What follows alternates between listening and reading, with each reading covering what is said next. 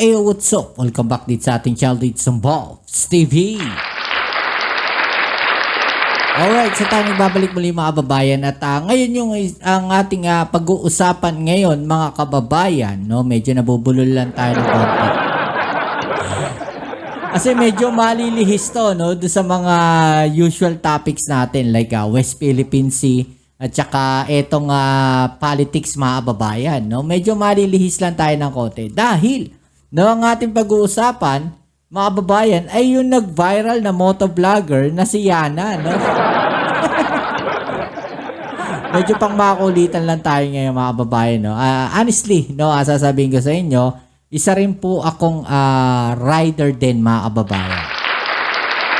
Okay, so motorcycle rider din ako at ako'y madalas mamasyal sa kung saang lugar, mga kababayan. Okay, so sino sa inyo ang hindi nakakalam ng kwento na to mga babayan? I-comment nyo dyan sa ibaba. At yung alam yung kwento na to, i-comment nyo rin dyan sa ibaba. Siyempre. Okay.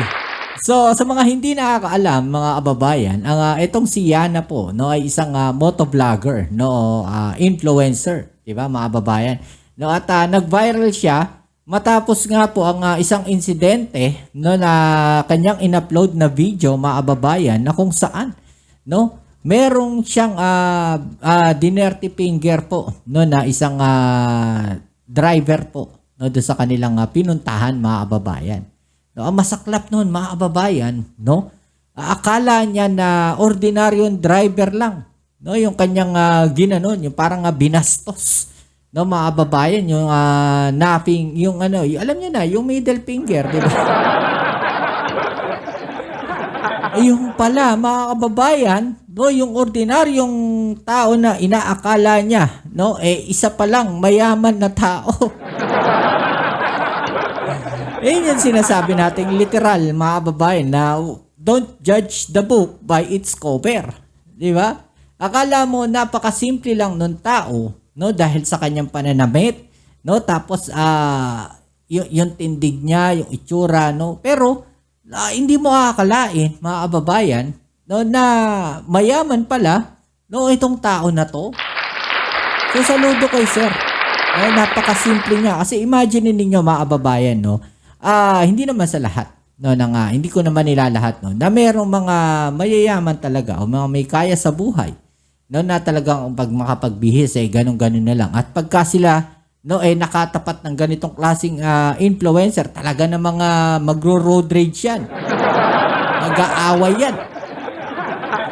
No, at talaga namang magkakagulo, no, on the spot.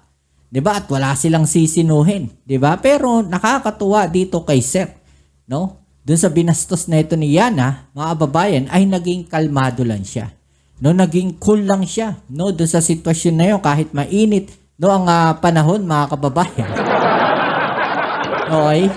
So, eto na, nagkasuhan na, ipinatawag siya ng LTO, mga kababayan, pero hindi po siya pumunta sa LTO. At nagkaroon na nga po, no, tuloy daw ang kaso, mga kababayan, dahil talaga namang hindi niya bukod akalain, no, o hindi niya lubos akalain, no, na yung kanyang minaliit ay mas maliit pa pala siya.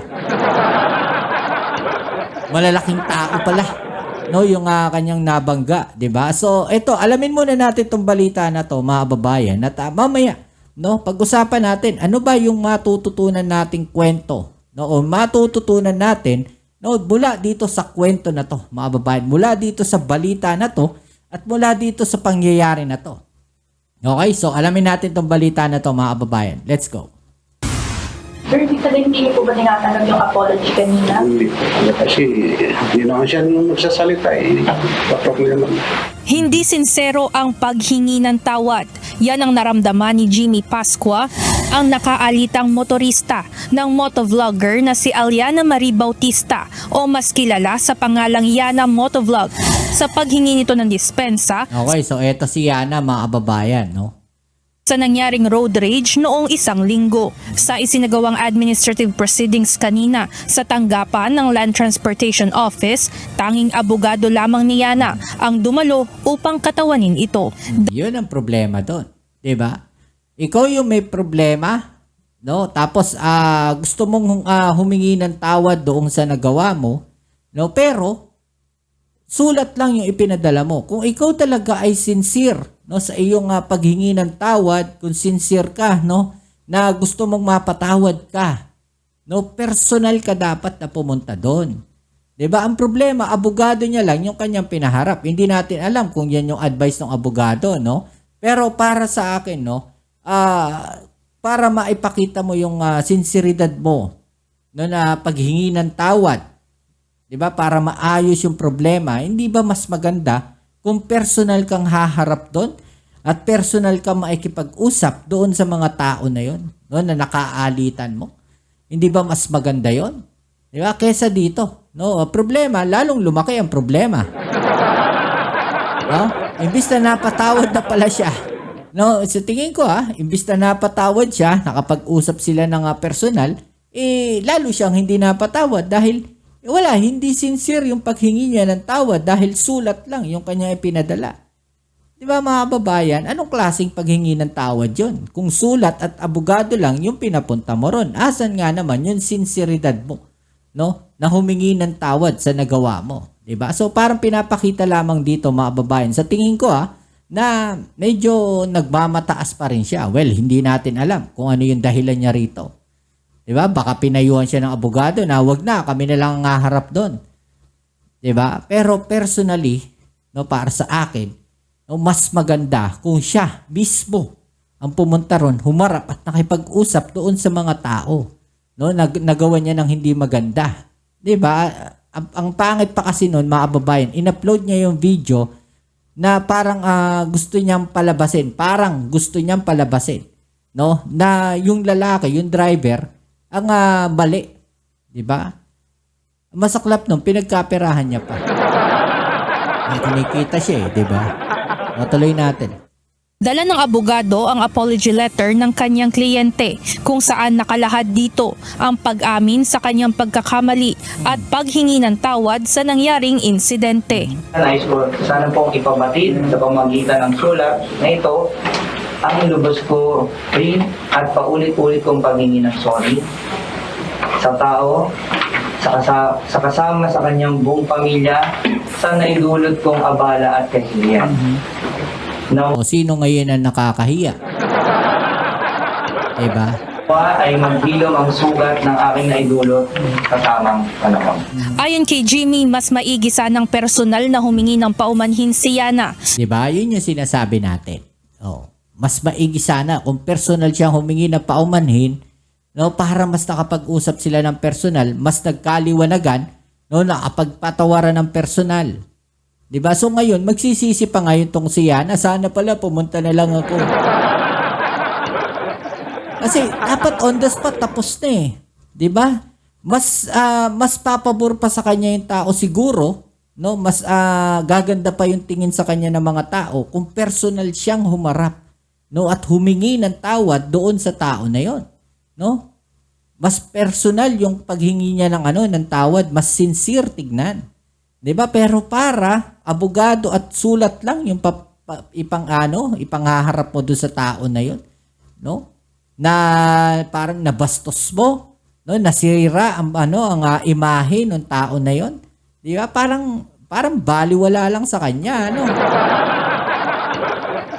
Lalo na at malaki ang naging kahihiyan nito, hindi lamang sa kanya, kundi sa kanyang buong pamilya. Tama. Sa kabila ng apology letter na pinadala ni Yana, itutuloy pa rin ng nakaalitang motorista na magsampa ng kaso laban dito. Paabutin po namin sa korte. So magsasampa po kayo ng reklamo? Opo. Kasi yung sinabi ng kapatid ko na tanggalin na yung video, hindi pa rin tinatanggal. Yo. Kaya kakasama na lang po namin. Ayon naman sa hepe ng LTO Intelligence and Investigation Division, hindi ititigil ang isinasagawang administrative investigation dahil lamang umami na si Yana sa kanyang kasalanan. Mas papapadali po yung pag-resolve natin ng kaso dahil in-admit na po niya. Ang hihintayin na lang po natin is the documents of the motorcycle and inspection ng motor. Inaasahan naman ang susunod na pagdinig sa May 8, Huwebes, alas 10 ng umaga kung saan kailangan ng maisumite ang motorsiklo na ginamit, pati ang ORCR ng sasakyan at driver's license nito. Samantala, batay sa binasang apology letter ng abogado ni Yana, tinatanggap at ginagalang nito ang anumang kaparusahan na ipapataw sa kanya. Ivan Alvarez. Yun eh, mga babayan. No? Kahit pa sabihin mo, tanggapin mo yung ipapataw na kaparusahan sa'yo. No? Parang hindi ka magtatanda niyan. Diba? Kasi isip, uy, nakalusot ako, okay lang yan, ganito, ganyan lang yan. No? Ano ba tingin niya sa sarili niya? Diba? Ganun kataas.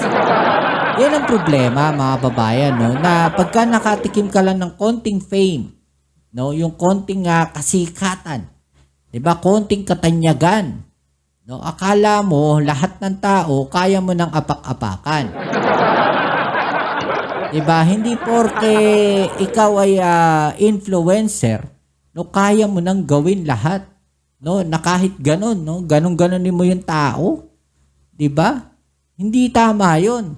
No, mas maganda nga na ikaw ay isang influencer, isa kang motovlogger na nagbibigay ka ng magandang ehemplo. 'Di ba? Mas nagbibigay ka ng magandang ehemplo doon sa mga followers mo, sa mga nanonood sa iyo. 'Di ba? Kaysa yung ganyan yung gagawin mo. Ang masaklap, nag-backfire sa iyo eh. 'Di ba? Nag-backfire. No, yung ginawa mo na parang ang gusto mo, parang hindi ko sinasabing gusto mo, ha? Na parang gusto mong palabasin na yung lalaki, no, ang may mali at parang gusto mong mapahiya yung lalaki. Ang problema, no, nabaliktad, nag-backfire sa iyo. 'Di ba? Ikaw ngayon yung napahiya, ikaw ngayon yung may problema, ikaw ngayon yung kakasuhan. Oh. So anong gagawin mo ngayon? 'Di ba? So it's too late. Dapat umpisa pa lang alam mo na no, na mali ka, pinuntahan na nagpunta ka sana doon sa patawag ng LTO kung talagang sincere ka sa paghingi mo ng tawad. No, taos puso. Yung paghingi mo ng tawad, yung pagsosorry mo. 'Di ba? O paano ngayon 'yan? Ang problema, hindi mo pa rin pala tinake down yung video. 'Di ba, mga babayan? No, hindi niya tinake down yung video eh. Oh, hindi niya binura. Ibig sabihin, no, kung kumikita man yung video na yon, no, ayaw niya mawala yung kita na yun. Anong niya? Anong iniisip niya, mga babayan? Okay lang na magkakaso ko basta yung kita ko tuloy-tuloy? Wala. Hindi tamang pag-iisip yun, hindi tamang mindset yun. Bilang influencer, dapat ikaw mismo nagpapakita ka ng magandang ehemplo, no, dun sa mga followers mo. Okay? So, anong masasabi nyo dito, mga tol? Okay, comment nyo sa ibaba ang inyong mga opinion na natin yung pag-usapan. Alright? So yan, muli kita-kits tayo sa ating next video upload. Ito ang inyong Kuya Mobs dito sa Mobs TV. Peace. I'm out.